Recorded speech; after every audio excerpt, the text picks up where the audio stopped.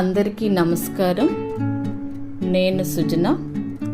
ఈరోజు నేను మీతో పంచుకోబోయేది నాకు ఇష్టమైన ఒక పుస్తకం గురించి. విలీ జాలీ రాసిన it only takes a minute to change your life. దీని తెలుగు అనువాదం విపి వర్ధని గారు. ఈ పుస్తకం నాకు కొత్త ఆలోచనలతో పాటు ధైర్యం కూడా ఇచ్చింది. దీని నుండి నేను నేర్చుకున్న 3 ముఖ్యమైన పాఠాలు ఇవి. మొదటి పాఠం, మార్పు 1 నిమిషంతో ప్రారంభమవుతుంది. మనం చాలాసార్లు సమయం సరిపడలేదు అనుకుంటాము, కానీ నిజానికి మార్పు ప్రారంభించడానికి పెద్ద సమయం అవసరం లేదు. ఒక చిన్న నిర్ణయం చాలు. రెండవ పాఠం, మన ఆలోచనలే మన భవిష్యత్తును రూపుదిద్దుతాయి.